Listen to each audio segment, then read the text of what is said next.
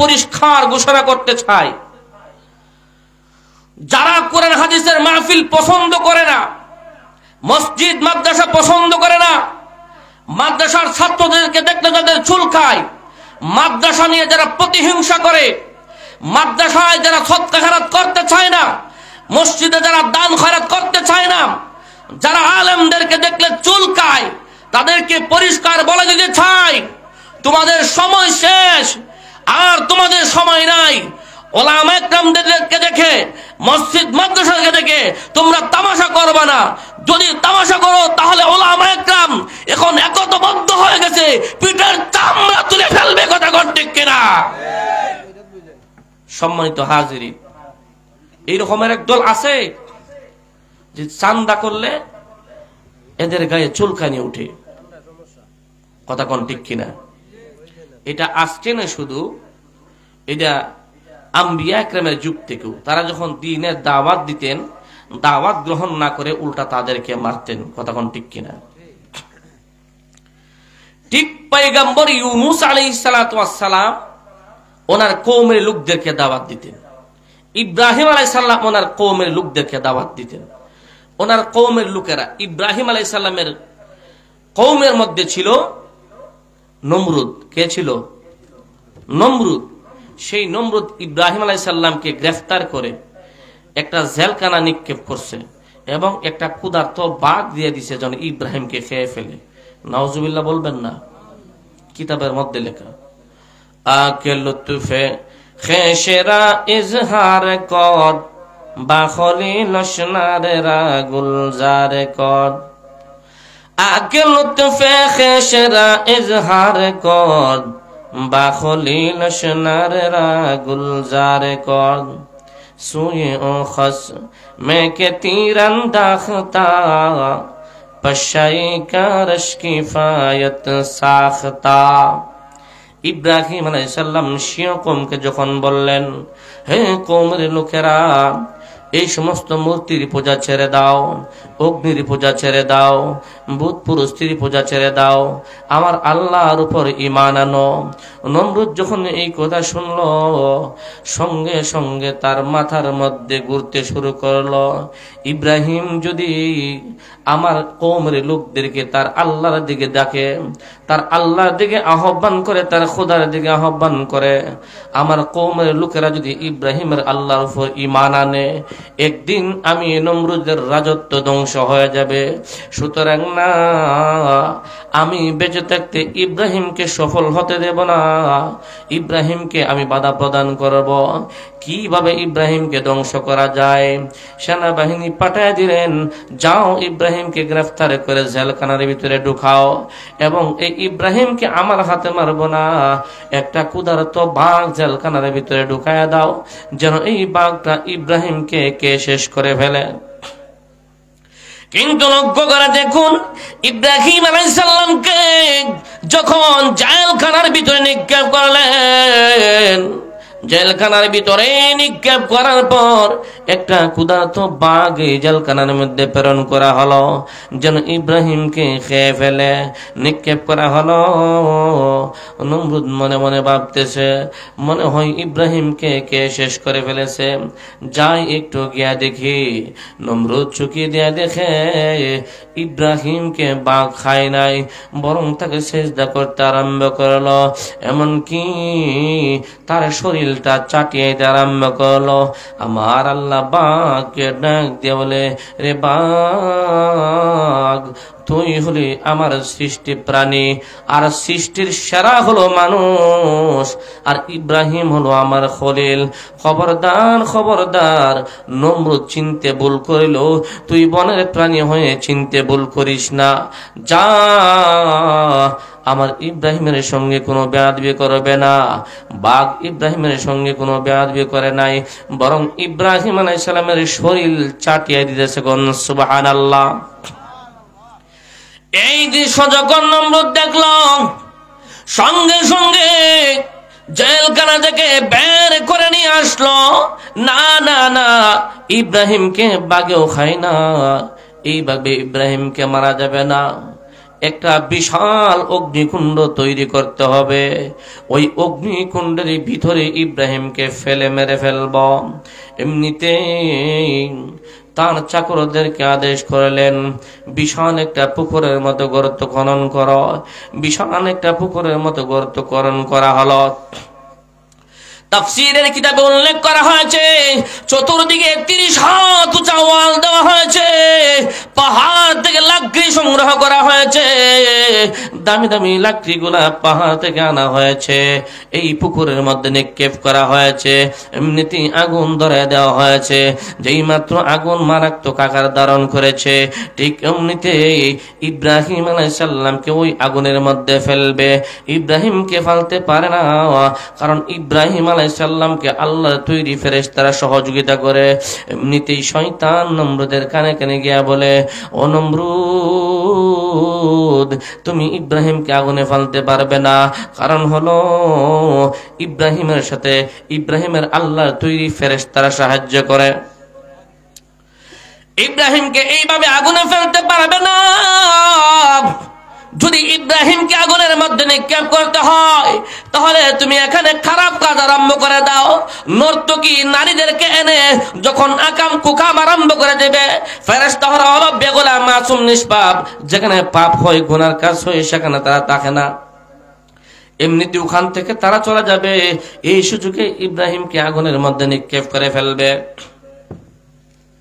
ইব্রাহিম আলাইহিস সালামকে আগুনে ফেলার জন্য শয়তানের এই প্ররোচনা নমরুদ গ্রহণ করলো। কিছু নর্তকী নারী এনে এখানে গুনার কাজ আরম্ভ করে দিল। যেখানে গুনার কাজ হয়, আল্লাহর তৈরি ফেরেশতারা পাক ও পবিত্র, এইগুলা এখান থেকে চলে যায়। এই সুযোগে ইব্রাহিম আলাইহিস সালামকে আগুনের মধ্যে ফেলে দিতেছে। এইবার আবার যেই শয়তান নমরুদকে প্ররোচনা দিয়েছিল, এই শয়তান ইব্রাহিমের কাছে আসলো।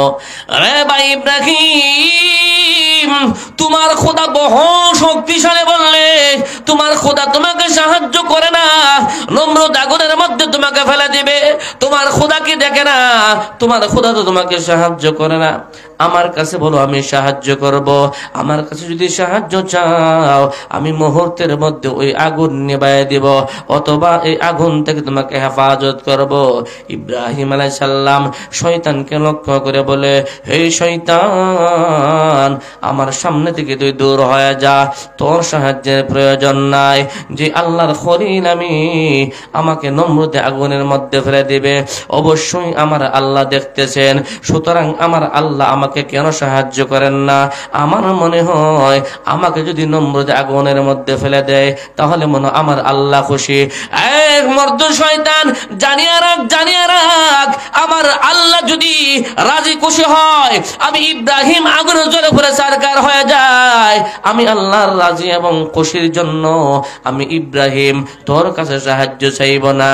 আমি আমার আল্লাহর ভালোবাসার জন্য, আমি আমার আল্লাহর খুশির জন্য একবার নয়, দুইবার নয়, 1000 বার ওই আগুনে জ্বলতে রাজি আছি। এই শাস্তি কেন? একমাত্র আল্লাহর প্রতি দাওয়াত দেওয়ার জন্য। কথা কোন ঠিক কিনা? আজকে উলামায়ে কেরাম কিছুদিন আগে জাল কাটছে। কি জন্য? ওরা কি সন্ত্রাস ছিল? ডাকাত ছিল? ওদের খাটের নিচে কি বস্তার বস্তা টাকা পাওয়া গেছে? ওদের গুদাম ভর্তি কি তেলের বোতল পাওয়া গেছে? আলুর বস্তা পাওয়া গেছে? না। তাহলে কেন তারা জেল কাটলো?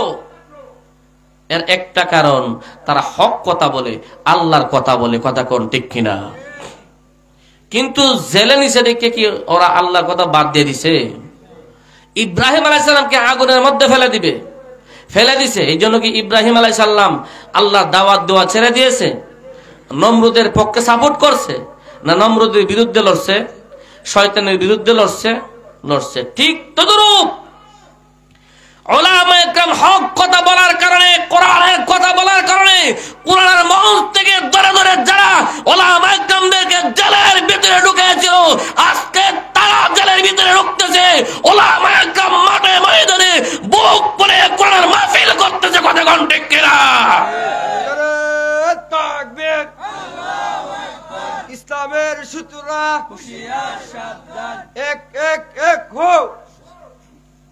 সম্মানিত হাজিরিন, তাহলে যারা উলামা একরামদের বিরোধিতা করছিল, জেলখানায় ঢুকাইছিল, আজকে তারা জেলের ভিতরে ঢুকতেছে। আর যারা জেল থেকে বাঁচতে চাইতেছে তারা দেশ ছেড়ে ফালাইছে, ঠিক কিনা? সুতরাং উলামা একরামদেরকে সাথে নিয়ে কাজ করতে হবে। উলামা একরাম তাদের বন্ধু, শত্রু না, কথা কোন ঠিক কিনা?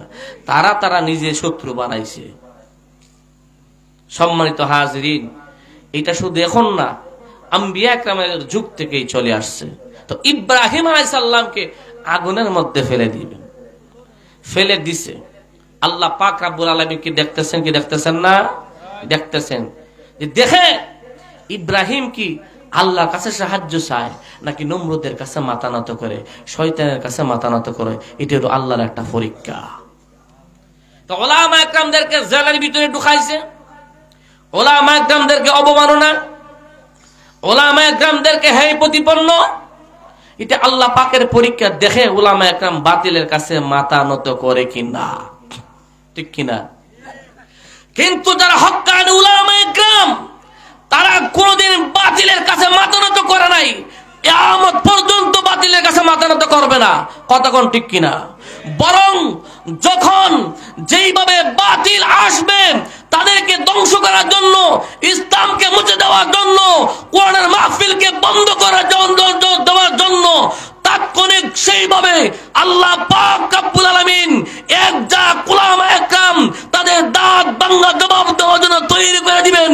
যে উলামা একরাম মায়ের কাছ থেকে বিদায় নিয়ে কাপড়ের কাপড় মাথায় বেঁধে কোরআনের ইজ্জত রক্ষার্থে, আল্লাহ রাসূলের ইজ্জত রক্ষার্থে মাঠে ময়দানে ঝাঁপিয়ে পড়তে একটা মুহূর্ত দেরি করে না, কথা কোন ঠিক কিনা? সম্মানিত হাজিরিন, ইব্রাহিম আলাইহিস সালামকে আগুনের মধ্যে ফেলে দিবে। ঠিক এই মুহূর্তে আল্লাহ কি দেখতেছেন, কি দেখতেছেন না? দেখতেছেন। আল্লাহ পাক কি হেফাজত করতে পারবেন কি পারবেন না? পারবেন। দেখেন আল্লাহ পাক কিভাবে হেফাজত করছে। যেই মাত্র ইব্রাহিম আলাইহিস সালামকে আগুনের মধ্যে ফেলে দিবে, আগুনের মধ্যে ফেলে দিতেছে, আল্লাহ রাব্বুল আলামিন সঙ্গে সঙ্গে কোরআনের আয়াত নাযিল করে আগুনকে জানায় দিলেন, قلنا يا نار كوني بردا وسلاما على إبراهيم। হে আগুন, তুমি আমার ইব্রাহিমের জন্য শান্তিদায়ক ঠান্ডা হয়ে যাও। কিতাবের মধ্যে উল্লেখ করা হয়েছে উক্ত আগুনের মধ্যে হযরত ইব্রাহিম আলাইহিস সালাম 40 দিন অবস্থান করেন। কোন সুবহানাল্লাহ! কতদিন অবস্থান করছেন? কতদিন? 40 দিন অবস্থান করছেন। সম্মানিত হাজিরিন, আমি ওই দিকে যাইতেছি না, ওই দিকে গেলে আমার সময় শেষ হয়ে যাবে। আলোচনা করতেছিলাম ইউনূস আলাইহিস সালাম ঠিক তদরূপ তার কওমদেরকে দ্বীনের দাওয়াত দিতেছেন, আল্লাহর প্রতি আহ্বান করতেছেন, হে আমার কওমের লোকেরা, এক আল্লাহর উপর ঈমান আনো, এই সমস্ত মূর্তির পূজা, বুত পুরুষের পূজা, অগ্নির পূজা ছেড়ে দাও, কথা কোন ঠিক কিনা? কিন্তু ইউনূস আলাইহিস সালামের কওমের লোকেরা ইউনূস আলাইহিস সালামকে মারতে শুরু করলো। উনি মার খেয়ে আল্লাহর কাছে বলতেছেন, প্রভু, আমার এমন ঘাড় ছাড়া কওমের লোক যাদেরকে দাওয়াত দিলে দাওয়াত গ্রহণ করবে দূরের কথা, উল্টা আমাকে মারপিট করে। ওগো আল্লাহ, যেই জাতি তোমার নবীকে চিনে না, তোমার দাওয়াত দেওয়া পরে তোমার নুন খাইয়া তোমার নিমুখ হারামে করে নাফরমানি করে তোমার উপর ঈমান আনে না, উল্টা আরো গালিগালাজ করে, আল্লাহ এই জাতি দুনিয়াতে বেঁচে থাকার দরকার নাই, তুমি এদেরকে ধ্বংস করে দাও। আল্লাহ পাক বললেন, হে ইউনূস, আমি কি তাদেরকে ধ্বংস করে দেব? যে আল্লাহ ধ্বংস করে দেন, যাও ওদেরকে জানায় দাও শেষবারের মতো, ওরা যেন আমার উপর ঈমান আনে। যদি ঈমান না আনে তাহলে আমি আল্লাহ পাক আকাশ থেকে আযাব পাঠিয়ে দিব। আবার শেষবারের মতো ইউনূস আলাইহিস সালাম তার কওমের কাছে আসলেন, হে আমার কওমের লোকেরা, শেষবারের মতো আমি তোমাদেরকে বললাম, এখনো সময় আছে, এখনো সময় আছে। তোমার আমার আল্লাহর উপর ঈমান আনো। যদি ঈমান না আনো, আমার আল্লাহর আযাব বড় কঠিন। আমার আল্লাহ তোমাদের উপর আযাব নাযিল করবে। এবার এই কথা বলার পরে ইউনূস আলাইহিস সালামের কওমের লোকেরা পয়গম্বর ইউনূসকে মারতে শুরু করলো, এমন কি বলতে শুরু করলো, হে ইউনূস, যাও, তোমার আল্লাহর উপর আমরা ঈমান আনবো না। তোমার আল্লাহকে গিয়ে বলো, তোমার আল্লাহ যদি আমাদের উপর মুসিবত দেয়, আযাব দেয়, ওই আযাব লওয়ার মতো আমরা লওয়ার জন্য বসে আছি, ওই আযাব গ্রহণ করার জন্য বসে আছি। যাও গিয়া বলো আযাব দেওয়ার জন্য আমরা রেডি আছি। জুরে কর নাউযুবিল্লাহ। আল্লাহর আযাব গ্রহণ করার মতো ক্ষমতা পৃথিবীর কারো নাই। কথা কোন ঠিক কিনা? ইউনূস আলাইহিস সালামের কওমের লোকেরা গিয়া বলে, ও ইউনূস, যাও তোমার আল্লাহকে গিয়া বলো আমাদেরকে আযাব দেওয়ার জন্য, তোমার আল্লাহর আযাব গ্রহণ করার জন্য আমরা প্রস্তুত আছি। ইউনূস আলাইহিস সালাম বলতেছেন, ওগো আল্লাহ, শেষবারের মতো আমি তাদের কাছে দাওয়াত দিলাম। দাওয়াত দেওয়ার পর তারা বলতেছে, হে পয়গম্বর ইউনূস, যাও তোমার আল্লাহর কাছে গিয়া বলো তোমার আল্লাহর উপর আমরা ঈমান আনবো না। তোমার আল্লাহ যে আমাদেরকে মুসিবতের মধ্যে ফেলাইবেন, আমাদেরকে আযাব দিবেন, ওই আযাব লওয়ার জন্য আমরা রেডি আছি। যাও গিয়া বলো আযাব দিতে। ওগো আল্লাহ, আমাকে মারপিট করে গালিগালাজ করে আমি সহ্য করি, কিন্তু যখন এই কথাগুলো বলল, যাও তোমার আল্লাহকে গিয়ে বল আমাদেরকে আযাব দেওয়ার জন্য, ওগো আল্লাহ, এটা আপনার সঙ্গে মোকাবেলার কথা হয়ে যায়। এই কথাগুলো বলার পরে আমি আর সহ্য করতে পারি নাই। প্রভু গো, সত্যি সত্যি আযাব দিয়ে ধ্বংস করে দিন।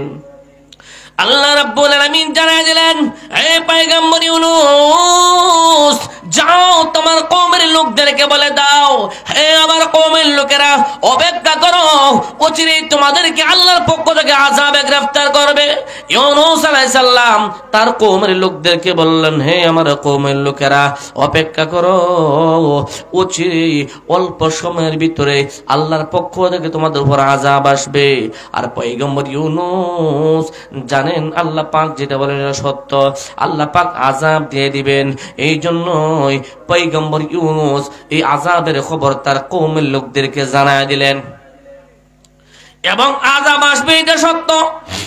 পয়গম্বর ইউনূস আলাইহিস সালাম ওই আযাব থেকে বাঁচার জন্য দৌড়াইয়া বাড়িতে গেলেন। বাড়িতে গিয়ে ওনার স্ত্রীকে নিলেন, এমনকি ওনার সন্তানদেরকে নিলেন।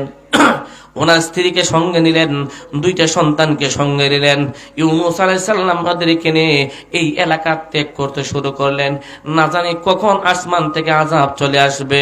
যদি এক ঘরে পাপ করে 40 ঘরে বুক করতে হয়। যদি তুফান আসে তাহলে উঁচা গাছও লাগে না, নিচা গাছও লাগে। কথা কোন ঠিক কিনা? যদি বন্যা আসে, যার দান একজনের দান নেয় না, মাঠে যতজনের দান আছে সবার দান লয়ে যায়, ঠিক কিনা? সুতরাং আল্লাহর পক্ষ থেকে যখন আযাব আসবে, সারা এলাকা ধ্বংস হয়ে যাবে। এই আযাব থেকে বাঁচতে হবে। এই আযাব থেকে বাঁচার জন্য পয়গম্বর ইউনূস আলাইহিস সালাতু ওয়াস সালাম ওনার সন্তানকে এবং ওনার স্ত্রীকে সঙ্গে নিয়ে এই এলাকা ত্যাগ করতে শুরু করলেন। দ্রুত ত্যাগ করতেছেন। যদি আযাব এসে যায় তাহলে ওনারা ধ্বংস হয়ে যাবে। কিন্তু যে আল্লাহ রাব্বুল আলামিন আযাব দিবেন, ওই আল্লাহ পাক আযাব থেকে রক্ষা করার ক্ষমতা আছেনি। যে আল্লাহ পাক আযাব দেয়, ওই আল্লাহ আযাব থেকে বাঁচাবার ক্ষমতা আছেনি? আছে। পয়গম্বর ইউনূস আলাইহিস সালাতু ওয়াস সালাম উনি ভাবতেছেন যে আমার কওমের লোক ধ্বংস হয়ে যাবে, আমার এলাকায় যখন আযাব আসবে তাহলে আমি যদি থাকি তাহলে আমিও তো ধ্বংস হয়ে যাব। সুতরাং এরা না ফরমান, হেরা মরুক, আমি মরতাম কেন? আমি আমার জান লইয়া আমি এলাকা ত্যাগ করি, অন্য এলাকায় চলে যাই। কিন্তু পয়গম্বর ইউনূস আলাইহিস সালাম আল্লাহর কাছে এই কথা বলেন না যে আল্লাহ, তুমি যে আমার এলাকায় আযাব দিবা, এই এলাকায় তো আমার বাড়ি ঘর আছে, আমার স্ত্রী আছে, আমার সন্তানাদি আছে, আমাদের কি অবস্থা হবে? কথা কোন ঠিক কিনা?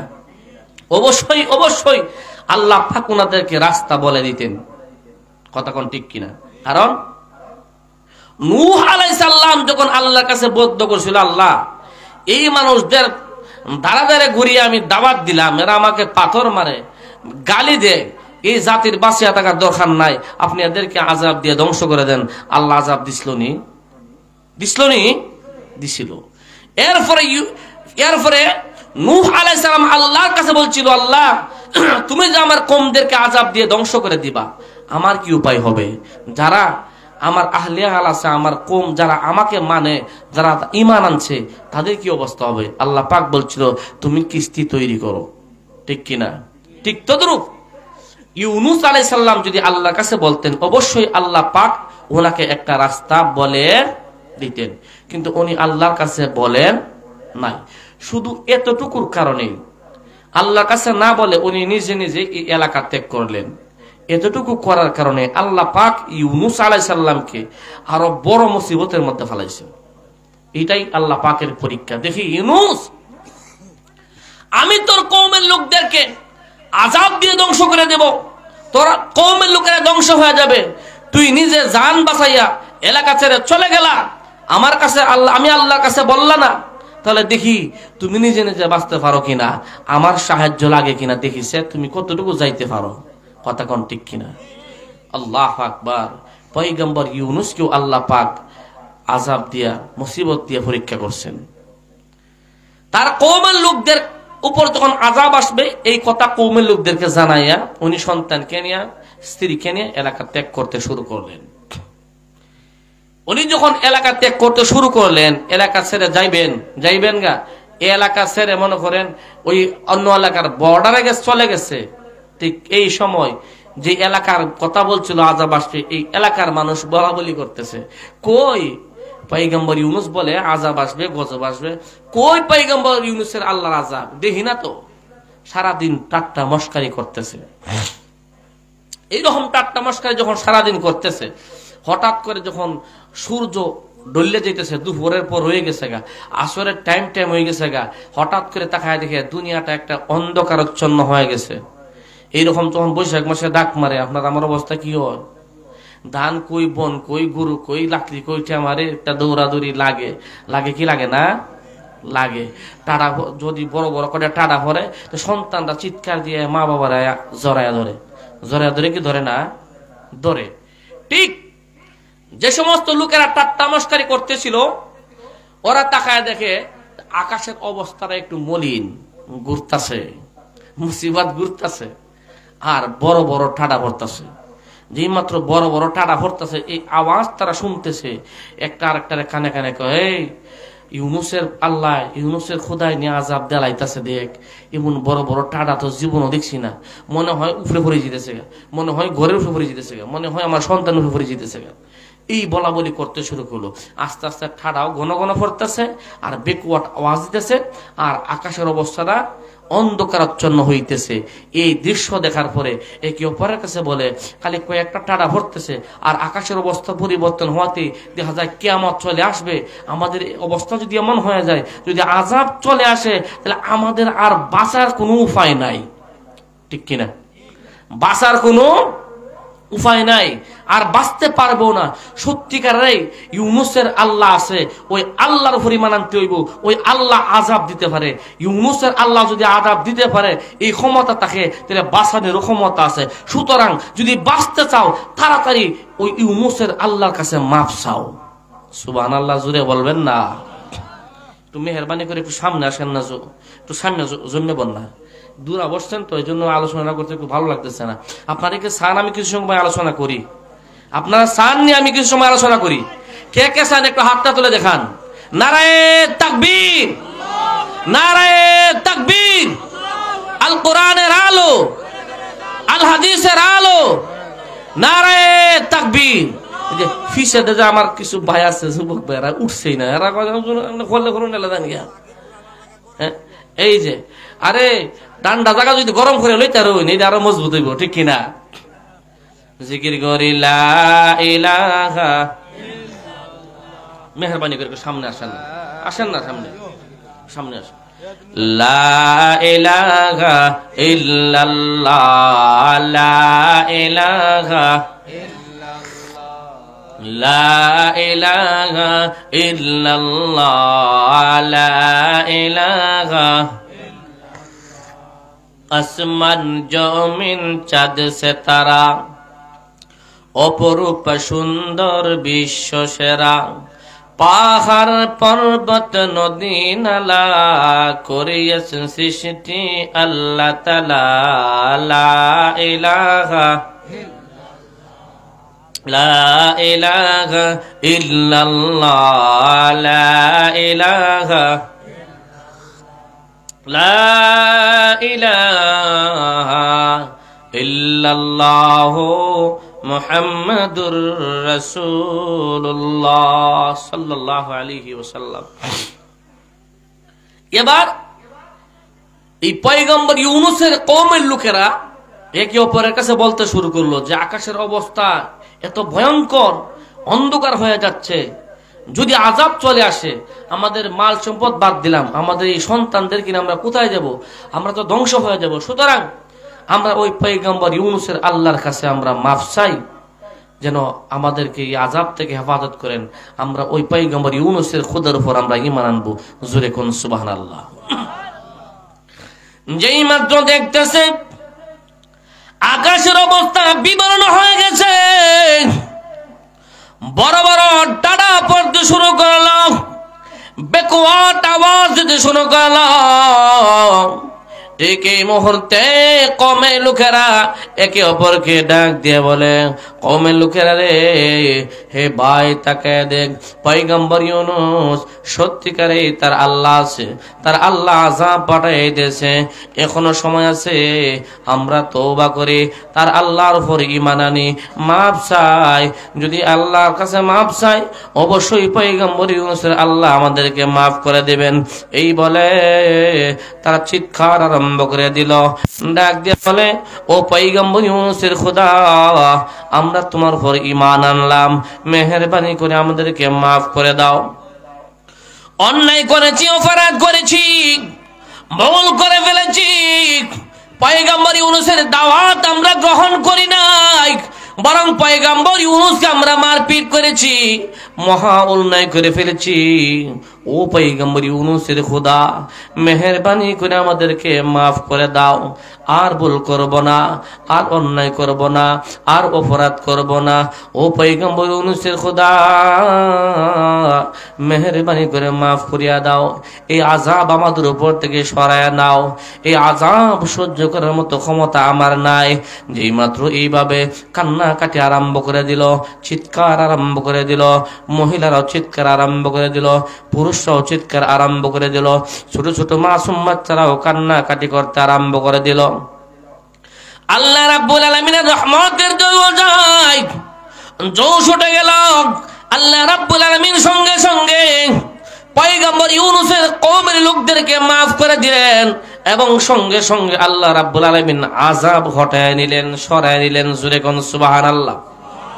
তাকায় দেখে আস্তে আস্তে টাড়া কমে গেছে, বিজলি কমে গেছে, আকাশ অন্ধকারাচ্ছন্ন ছিল, আস্তে আস্তে আকাশ পরিষ্কার হয়ে যাচ্ছে।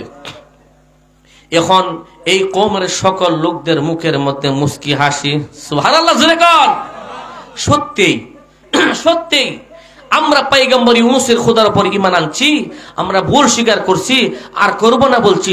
দেখ সত্যি, ওই দেখ আযাব চলে গেছে, ওই দেখ গজব চলে গেছে, টাটা চলে গেছে, অন্ধকারাচ্ছন্ন দূর হয়ে গেছে। সত্যিই পয়গম্বর ইউনূসের খোদা সত্যি মহান, সত্যি মহান। আর ভূতের পূজা করব না, অগ্নি পূজা করব না, মূর্তির পূজা করব না, যতদিন বেঁচে থাকবো পয়গম্বর ইউনূসের খোদার কদমে পায়ে সাজদা করব। জোরে কোন সুবহানাল্লাহ। এই মাত্রই আযাব শেষ। আল্লাহু আকবার। এখন তারা একে অপরকে বলা বলি করতে শুরু করল, হাই রে, এই পয়গম্বর ইউনূস আমাদের দ্বারা দ্বারে ঘুরে কত মার খাইলো, কত গালি গালা শুনলো, শোনার পরে আমাদেরকে দাওয়াত দিল, আমাদের পিছু ছাড়লো না। এখন তাড়াতাড়ি চলো, পয়গম্বর ইউনূস কোথায় আছে, আমরা যে মারে মারছি পয়গম্বর ইউনূসকে, আমরা পয়গম্বর ইউনূসের কাছে গিয়া মাফ চাই। কথা কোন ঠিক কিনা? পয়গম্বর ইউনূস কি এলাকাটা আছে না গেছে গা? গেছে গা বর্ডার হয়ে গেছে, বর্ডারও চলে গেছে, অর্থাৎ এই এলাকা ত্যাগ করবে, অন্য দেশে চলে যাবে। আল্লাহর কাছে সাহায্য চাইছে? চাই নাই, আল্লাহর কাছে আশ্রয় চাই নাই, উনি নিজে চলে গেছে। আল্লাহ পাক রব্বুল আলামিন ইউনূস আলাইহিস সালামের যাওয়া দেখে রাগান্বিত হলেন, রাগান্বিত হয়ে এই কোরআনের আয়াত নাজিল করলেন।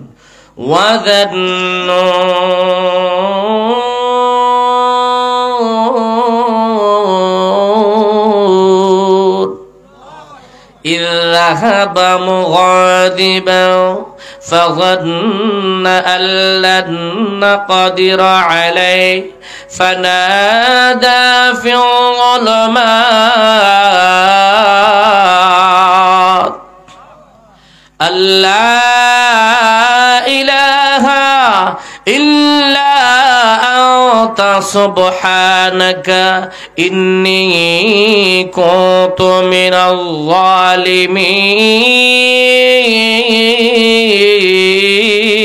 الظالمين। আল্লাহ রাব্বুল আলামিন রাগান্বিত হয়ে গেলেন, হে পয়গম্বর ইউনূস, আমার কাছে বললে না, আমি তো তোমার বাঁচার ব্যবস্থা করে দিতাম, কিন্তু আমার কাছে না বলে তুমি নিজে নিজেই তোমার স্ত্রীকে নিয়ে সন্তানদেরকে নিয়ে বাঁচার জন্য চলে যাচ্ছ। দেখি তুমি কিভাবে বাঁচো, আমি আল্লাহ পাক আমি তোমাকে মুসিবতের মধ্যে ফেলাইব, দেখি তোমাকে কে বাঁচায়। আমি আল্লাহর কাছে কেন বললে না? পয়গম্বর ইউনূস আল্লাহর কাছে সাহায্য না চাওয়ার কারণে আল্লাহ পাক পয়গম্বর ইউনূসের পিছনে মুসিবত দিয়া দিলেন। যেই মাত্র পয়গম্বর ইউনূস ওই বর্ডার পাড়ি দিবে, এই বর্ডার পাড়ি দিতে হলে আপনাদের এখানে আসতে নদী আসেনি, নৌকা লাগছেনি, এইরকম বিশাল নদী নৌকা দিয়ে পার হতে হয়। যেই মাত্র এই নৌকার মধ্যে গিয়া উঠে এলাকা ত্যাগ করে অন্য এলাকায় চলে যাবে, যেই মাত্র নৌকায় উঠবে, ওই নৌকা যেই দেশের সরকারের, যেই দেশের লিডারের, যেই দেশের নেতা চালায়, ওই নেতার আদেশ হলো এই নৌকার মধ্যে যদি কোনো সুন্দরী রূপসী নারী উঠে আগে বাদশার কাছে নিয়ে যাওয়া লাগে। নাউজুবিল্লাহ কইবেন না, মুসিবত আইসা পড়ছে নি, উনি ওনার স্ত্রীকে সন্তানকে বাঁচানোর জন্য এলাকা ছেড়ে চলে যাচ্ছে। আল্লাহ পাক মুসিবত দিয়ে দিছে, দিহি তুই বাঁচার জন্য যেতেছস, আমি আল্লাহ পাক মুসিবত দিলাম, দিহি তুই কেমনে বাঁচাস, তোরে খেয়ে বাঁচাই দেখি, ঠিক কিনা? তাহলে হর হালতে, হর হামেশা, হরদম আমরা কার কাছে সাহায্য চাইব? মুসিবত আসলে কি আমরা ধৈর্য হারা হয়ে যাব, না ধৈর্য ধারণ করব? কিভাবে করব? নামাজ এবং সবরের মাধ্যমে ধৈর্য ধারণ করব। এবং সাহায্য কার কাছে চাইব? নিজে নিজে বাচ্চা চাইতাম? হ্যাঁ, আল্লাহু আকবার। পয়গম্বর ইউনূস যেই মাত্র বাঁচার জন্য এই নৌকায় উঠবে, ঠিক এই মুহূর্তে ওই বাদশার বকাটে ছেলেরা, গুন্ডা বাহিনী, বদমাশ ছেলেরা পয়গম্বর ইউনূসের সুন্দর স্ত্রীর গায়ে হাত দিল। জানিয়ে রাখুন, যেই যুগে আল্লাহ পাক যেই নবী পাঠাইবেন সবচেয়ে সুন্দর বানায়া পাঠাইবেন, যেই যুগে আল্লাহ পাক যেই নবী পাঠাইবেন সবচেয়ে জ্ঞানী বানায়া পাঠাইবেন, যেই যুগে আল্লাহ পাক যেই নবী স্ত্রী পাঠাইবেন সবচেয়ে বড় সুন্দরী আমলি আবাদা সালেহ হিসেবে পাঠাইবেন, ঠিক কিনা? ঠিক তদ্রূপ ইউনূস আলাইহিস সালাম আল্লাহর নবী ছিলেন। পয়গম্বরের স্ত্রী কতটুকু নেককার স্ত্রী হতে পারে, কতটুকু সুন্দর হতে পারে, কথা কন। এমন সুন্দরী রূপসী স্ত্রী নিয়ে যখন পয়গম্বর ইউনূস এলাকা ছেড়ে চলে যাবে, যেই মাত্র এই নৌকার মধ্যে উঠবে, এই নৌকার বকাটা ছেলেরা পয়গম্বর ইউনূসের স্ত্রী গায়ে হাত দিয়ে তাবা দিয়ে ধরলেন। ও পয়গম্বর ইউনূস, কে তুমি? চিনি না, কোথায় যাচ্ছ এটা আমার দেখার বিষয় নয়, কিন্তু আমাদের বাদশার আদেশ হলো সুন্দরী রূপসী নারী নিয়ে যদি কেউ এই নৌকায় উঠে তাহলে বলে সর্বপ্রথম এই নারীকে আমার বাদশার কাছে পৌঁছাইতে হয়, যদি না পৌঁছায় এই বাদশা আমাদের গর্দান থেকে মাথা আলাদা করে দিবে, সুতরাং তোমার স্ত্রীকে দিয়ে দিতে হবে। এমনিতেই পয়গম্বর সুলাইমান, পয়গম্বর ইউনূস আলাইহিস সালাম ওনার স্ত্রীকে নিয়ে টানাটানি আরম্ভ করে দিল। ওই বকার ছেলেরা টানাটানি আরম্ভ করে দিল। ওই বকাটা ছেলেরা ডাক দিয়ে বলে, ও পয়গম্বর ইউনূস, তোমার স্ত্রীকে যদি তুমি ভালো ভালোই না দাও তাহলে তোমাকে আঘাত করা হবে, তোমার সন্তানদেরকে মেরে ফেলা হবে।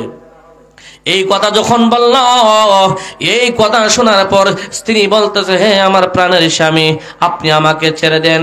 যদি আমাকে নিয়ে টানাটানি করেন, আমাকে বাঁচানোর চেষ্টা করেন, আপনাকেও মেরে ফেলবে, আমার সন্তানদেরকে মেরে ফেলবে, সুতরাং আমাকে ছেড়ে দিন, আমাকে আল্লাহর হাওলা করে ছেড়ে দিন। কার হাওলা করে ছেড়ে দিন? আল্লাহর হাওলা করে ছেড়ে দিন, আল্লাহর জিম্মায় ছেড়ে দিন। আল্লাহ আমার হেফাজত করবে, আর আপনি আমার দুই সন্তান নিয়ে এখান থেকে চলে যান, নতুবা আপনাকেও তারা মারপিট করবে, আমার সন্তানদেরকে মারপিট করবে। এই কথা বলার সঙ্গে সঙ্গে পয়গম্বর ইউনূস আলাইহিস সালাম আল্লাহর হাওলা করে ওনার স্ত্রীকে ছেড়ে দিলেন এবং দুই সন্তান নিয়ে উনি এখান থেকেও পালিয়ে গেলেন। এইদিকে বকাটা ছেলেরা পয়গম্বর ইউনূসের স্ত্রীকে নিয়ে ওই জালেম শাসক, জালেম বাদশা, চরিত্রহীন লম্পট বাদশার কাছে নিয়ে গেল, নেতার কাছে নিয়ে গেল। নিয়ে যাওয়ার পরে ওই চরিত্রহীন লম্পট নেতা যেই মাত্র তাকায় দেখে পয়গম্বরের স্ত্রী অত সুন্দর, রূপবতী, গুণবতী, আবেদা, সালেহা, আর কোনোদিন এইরকম সুন্দরী নারী দেখে নাই, এইরকম আমলওয়ালা দেখে নাই, এইরকম চেহারাওয়ালা দেখে নাই। তার এমন আবেগ বাড়ছে, এমনিতেই তার কামরায় প্রবেশ করবে, ওই পয়গম্বরের স্ত্রীর গায়ে হাত দিবে। সঙ্গে সঙ্গে ওই পয়গম্বরের স্ত্রী আল্লাহর কাছে বলে, প্রভু গো, আমি তোমার পয়গম্বর ইউনূসের আমানত। ঠিক কিনা? ওগো আল্লাহ, আমি তোমার পয়গম্বর ইউনূসের আমানত, সুতরাং তুমি এই বদমাশ থেকে তুমি আমাকে হেফাজত করো, তোমার নবীর আমানতকে তুমি হেফাজত করো।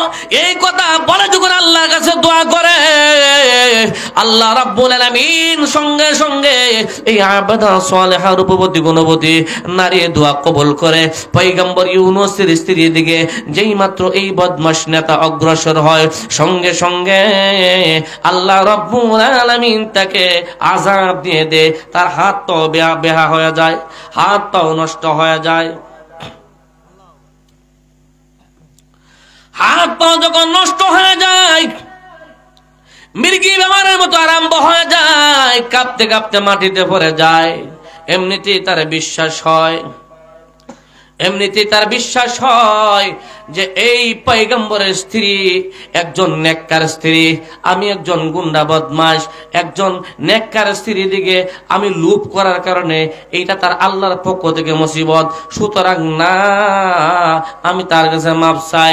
এমনিতেই এই পয়গম্বর ইউনূসের স্ত্রীর কাছে এই নেতা মাপ চাই, ও পয়গম্বর ইউনূসের স্ত্রী, তুমি বড় নেককার মহিলা, ভালো মহিলা, আসলে আমার চরিত্র ভালো না, আমি তোমার দিকে নজর দেই, মেহেরবানি করে তুমি তোমার আল্লাহকে বলো আমাকে ভালো করে দেওয়ার জন্য। আমার ভুল হয়ে গেছে, আমার বেয়াদবি হয়ে গেছে, আমি আর করব না, আমাকে মাফ করে দাও। পয়গম্বরের স্ত্রী এই কথা শোনার পর মনে মনে ভাবলো, মনে হয় আল্লাহ পাক যদি তাকে ভালো করে দেয়, মনে হয় আর এই সমস্ত কাজ করবে না। কিন্তু না, যেই মাত্র আল্লাহর কাছে বলে, আল্লাহ তোমার বান্দাকে ভালো করে দাও, ভালো করে দেয়, ঠিক ভালো হয়ে যাইলে আবারও ওই স্ত্রীর দিকে সে আক্রমণ করতে চায়, আবারও আল্লাহর পক্ষ থেকে মুসিবত আসে। এইভাবে মির্গি বামারের মতো হয়ে যায়, জমিনের মধ্যে ভরা যায়, কাঁপতে আরম্ভ করে, কেসতে আরম্ভ করে।